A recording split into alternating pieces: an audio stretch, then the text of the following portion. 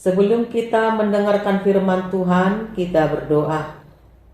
Bapa Surgawi, kami datang ke hadapan-Mu dengan hati yang penuh syukur atas berkat-berkat yang Engkau limpahkan kepada kami. Kami bersyukur karena Tuhan memberikan kami kesehatan.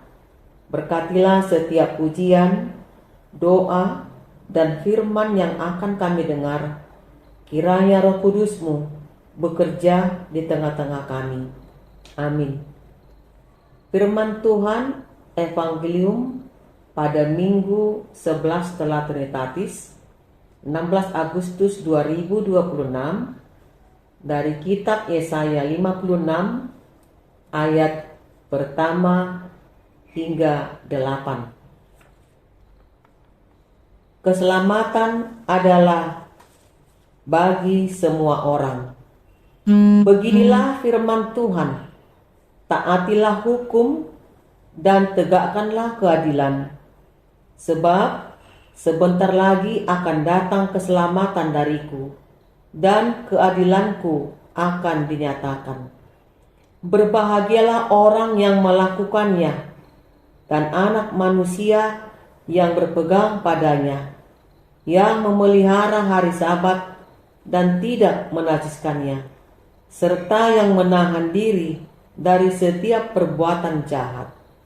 Janganlah orang asing yang menggabungkan diri kepada Tuhan berkata, "Sudah tentu Tuhan hendak memisahkan aku dari umatnya." Janganlah orang yang dikebiri berkata, "Sesungguhnya aku ini pohon yang kering." Sebab beginilah firman Tuhan kepada orang-orang kebiri yang memelihara hari-hari Sabatku dan yang memiliki apa yang ku kehendaki dan yang berpegang kepada perjanjianku. Kepada mereka akan kuberikan dalam rumahku dan di lingkungan tembok-tembok kediamanku suatu tugu peringatan dan nama yang lebih baik daripada anak-anak lelaki dan perempuan, suatu nama abadi yang tidak akan lenyap, akan kuberikan kepada mereka. Orang-orang asing yang menggabungkan diri kepada Tuhan untuk melayani Dia, untuk mengasihi nama Tuhan dan menjadi hamba-hambanya, semua yang memelihara hari Sabat dan tidak menajiskannya, dan yang berpegang pada perjanjianku, mereka akan kubawa ke gunungku yang kudus, dan akan kuberi sukacita di rumah doaku. Aku akan berkenan pada kurban bakaran dan kurban sembelihan mereka yang dipersembahkan di atas mezbahku, sebab rumahku akan disebut rumah doa bagi segala bangsa. Firman Tuhan Allah yang menghimpun orang-orang Israel yang tercerai-berai. Aku akan menghimpun orang-orang kepadanya lagi sebagai tambahan kepada orang-orangnya yang telah terhimpun. Demikian firman Tuhan. Jemaat yang dikasihi Tuhan, pada tanggal 16 Agustus kita beribadah, dan keesokan harinya bangsa Indonesia memperingati hari ulang tahun kemerdekaan Republik Indonesia. Kemerdekaan adalah anugerah Allah yang patut disyukuri. Namun, kemerdekaan bukan hanya berarti bebas dari penjajahan, melainkan juga memiliki tanggung jawab untuk membangun bangsa yang menjunjung hukum, keadilan, dan kebenaran. Sayangnya, kita masih melihat berbagai bentuk ketidakadilan, korupsi, penyalahgunaan kekuasaan, diskriminasi, dan pelanggaran hukum.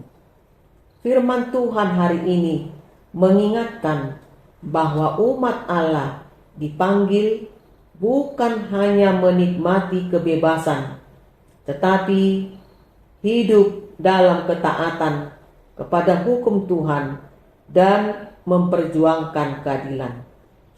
Yesaya 56 merupakan bagian awal dari pasal 56 hingga 66 yang ditujukan kepada umat Israel setelah masa pembuangan. Mereka telah memperoleh harapan baru, tetapi Tuhan mengingatkan bahwa pemulihan sejati bukan hanya pembangunan kota dan bait Allah, melainkan pembaruan kehidupan moral dan rohani. Karena itu firman Tuhan dimulai dengan perintah, peliharalah hukum dan lakukanlah keadilan. Dalam bahasa Ibrani, mispat berarti keadilan yang benar, keputusan yang adil, dan perlakuan yang tidak memihak. Berarti kebenaran yang diwujudkan dalam tindak nyata. Dengan demikian, keadilan menurut Alkitab bukan sekedar konsep hukum, tetapi cara hidup yang mencerminkan karakter Allah. Dalam renungan ini ada beberapa poin penting. Pertama, taat kepada hukum Tuhan adalah dasar kehidupan bangsa di ayat yang pertama. Allah memerintahkan umatnya untuk memelihara hukum dan melakukan keadilan karena keselamatannya sudah dekat. Artinya, kehidupan yang benar adalah respon atas anugerah Allah, bukan syarat untuk memperoleh keselamatan. Bangsa yang besar bukan hanya memiliki sumber daya alam atau teknologi, tetapi masyarakat yang menghormati hukum dan hidup dalam integritas. Kemerdekaan tanpa hukum akan berubah menjadi kekacauan. Kedua, keadilan harus dimulai dari kehidupan pribadi. Ayat 2. Allah menyebut orang yang berbahagia ialah mereka yang memegang hari Sabat, yang menjaga kekudusan dan menahan diri dari berbuat jahat. Artinya, keadilan tidak dimulai di gedung pengadilan, tetapi di hati setiap orang. Kita tidak dapat menuntut kejujuran dari bangsa jika kita sendiri masih hidup dalam kebohongan. Sebagai orang Kristen, kita dipanggil menjadi warga negara yang taat hukum, jujur dalam pekerjaan, membayar kewajiban dengan benar, dan tidak mengambil hak orang lain. Ketiga, Allah menghendaki keadilan bagi semua orang. Ayat 3 hingga 7. Pada zaman Perjanjian Lama, orang asing dan orang pribumi sering dipandang sebagai kelompok yang tersisih. Namun, melalui Nabi Yesaya, Tuhan menyatakan bahwa mereka yang setia kepadanya akan diterima. Ini menunjukkan bahwa kasih Allah tidak dibatasi oleh suku, bangsa, status sosial, ataupun latar belakang. Indonesia dibangun di atas keberagaman. Sebagai gereja, kita dipanggil menjadi pembawa damai, bukan penyebar kebencian, menjadi jembatan persaudaraan, bukan tembok pemisah. Keempat, Allah mengumpulkan semua bangsa kepadanya. Ayat terakhir, ayat 8. Allah berfirman bahwa Ia akan mengumpulkan lebih banyak orang kepada umatnya. Hal ini digenapi di dalam Kristus, yang membuka jalan keselamatan bagi segala bangsa. Karena itu, gereja dipanggil menjadi terang bagi masyarakat, menghadirkan kasih, keadilan, dan pengharapan di tengah-tengah bangsa. Menjelang Hari Kemerdekaan Republik Indonesia, firman Tuhan mengajak kita merenungkan beberapa hal. Pertama, syukurilah kemerdekaan sebagai anugerah Allah. Kemerdekaan telah diperjuangkan dengan pengorbanan besar. Sebagai orang percaya, kita bersyukur kepada Tuhan dan menghargai jasa para pahlawan dengan mengisi kemerdekaan melalui kehidupan yang benar. Kedua, jadilah warga negara yang taat hukum. Orang Kristen hendaknya menjadi teladan dalam kejujuran, disiplin, dan tanggung jawab. Ketiga, perjuangkan keadilan mulai dari lingkungan yang paling dekat, keluarga, gereja, tempat kerja, dan masyarakat.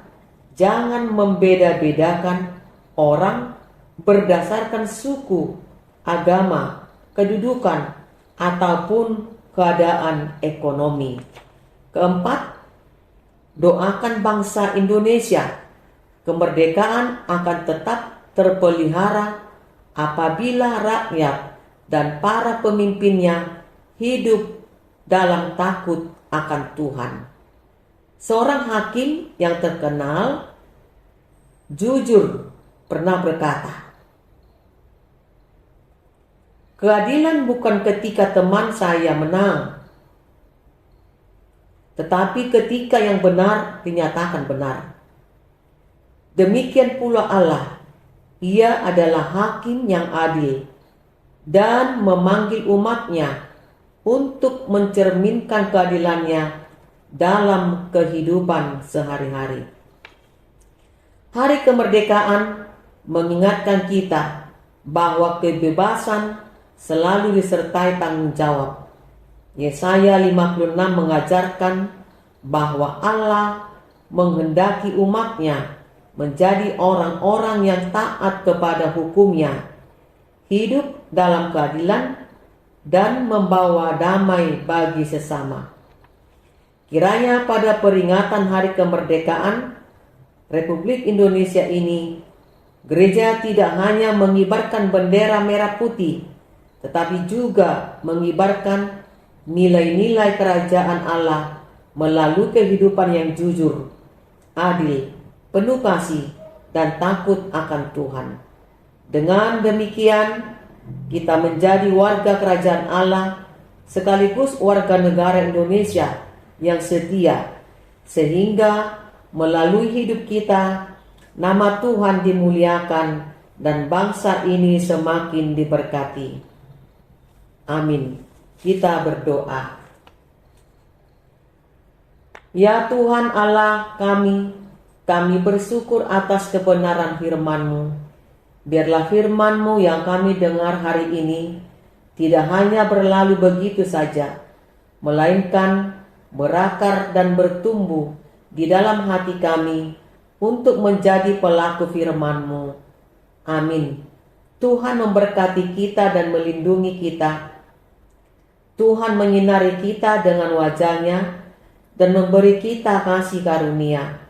Tuhan menghadapkan wajah-Nya kepada kita dan memberi kita damai sejahtera. Amin.